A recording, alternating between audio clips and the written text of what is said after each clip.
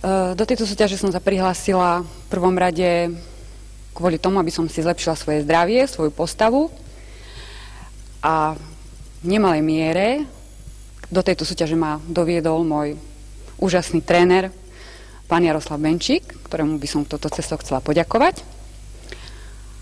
A tak chcela som hlavne poraziť obezitu.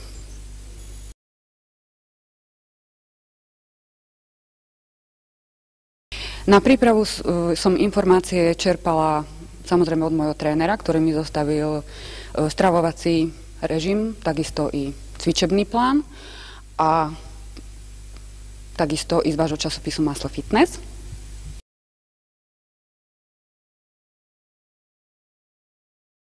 Čo sa týka výživy, ani tréningu som nikdy neporušila, ani stravovací, ani tréningový program, pretože mám veľmi prísneho trénera. A ani pri akejkoľvek myšlienke na zhrešenie som teda radšej od toho upustila.